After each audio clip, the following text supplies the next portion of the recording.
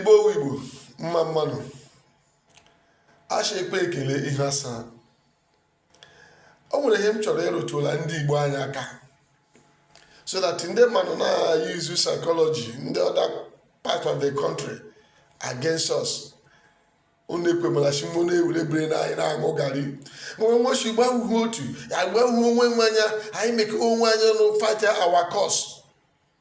Igbo wotu Igbo hụrụ onwe nwanya. Upon no last 2 months or 3 months ago or last year, former governor of Ekiti State, Ayo Fayose, Aparicho Obasanjo, where Chacha who was in a soon, Ebe Jaso, Anumano. Ohubejirumeya, as if Anohotu. Bakalam wa fibu, when he careful, the Ayo Fayose, Paria Dr. Lese Kweme.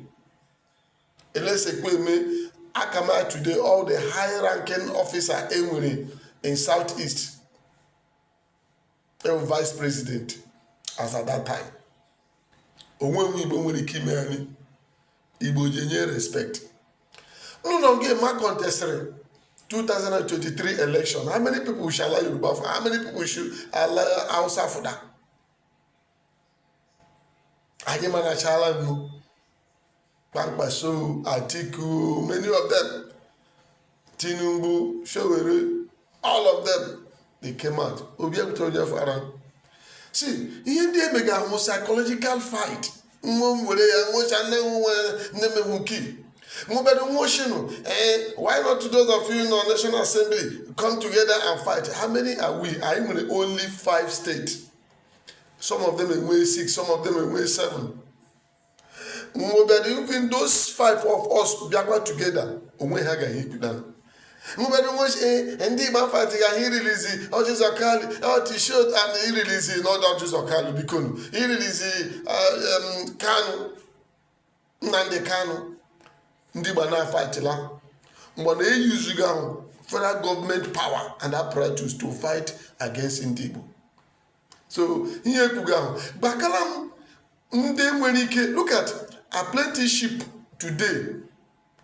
Oh, here niga even niga Harvard University has studied there. Also Ndibo, when you want to keep on one more, Kujela Herigal, Mukusha Herigal, Dupaya, Nepego, Yasumapa the same market as well. Omonye give fight there. It's Igbo people that will do it. So here they need a Pugahiji, Cotton, Urobin, una they confused. Eh, Bahu, Igbo Wotu.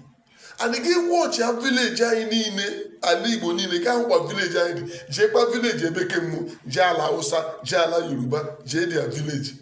So, only Pamela Ban Hendi in the Cheshaw, Webane Bano, a Webun Dojo, Webano, a Webun Dojo, Emery Dojo, Wendoma, and all Ndibo, Munde Organiru Mede Ruyo. In already Ugahini and the Obuga Lagos.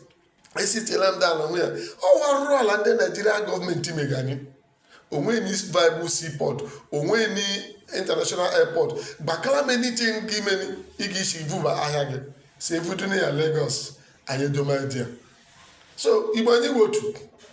Very soon, I give with Otu. Onyala 1 year. I give the Najana Kojila Ndibu. In here, Jirigosi na ye Wotu. Mana agakpe maga mevu agakpe ndojo onwekwele be ndojo anọ biko osara nu mozi a jenu na YouTube Maazị Tony Mbata gba mi ichere Igbo anyị hụrụ nwaanyị anya manya hụrụ nwaanyị anya mma mmanụ.